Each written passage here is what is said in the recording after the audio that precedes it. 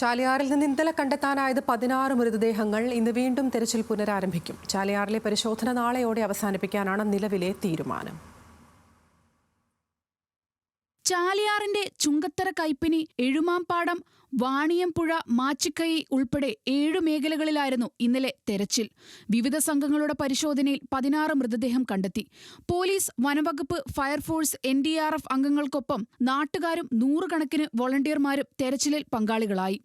73 മൃതദേഹങ്ങളും 132 ശരീരഭാഗങ്ങളും ഉൾപ്പെടെ മേഖലയിൽ നിന്ന് ഇതുവരെ കണ്ടെത്തിയത് 205 മൃതദേഹങ്ങളാണ്. വാണിയംപുഴ, കുമ്പളപ്പാറ ഭാഗങ്ങളിൽ ഡ്രോൺ ഉപയോഗിച്ചുള്ള പരിശോധനകളും നടന്നു. നാവികസേന, പോലീസ് സേനാ വിഭാഗങ്ങളുടെ ചോപ്പറും തെരച്ചിലിനായി ഉപയോഗിച്ചു.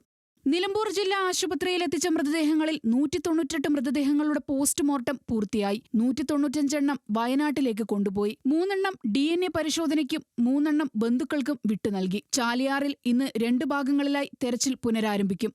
ജലനിരപ്പ് താഴ്ന്നതോടെ ചാലിയാറിൽ രൂപപ്പെട്ട മൺതിട്ടകളിൽ കൂടുതൽ മൃതദേഹങ്ങൾ ഉണ്ടാകുമെന്നാണ് ജില്ലാ ഭരണകൂടത്തിന്റെ വിലയിരുത്തൽ. പ്രദേശത്തെ പരിശോധന നാളെ അവസാനിപ്പിക്കാനാണ് നിലവിലെ തീരുമാനം. ന്യൂസ് മലയാളം, മലപ്പുറം.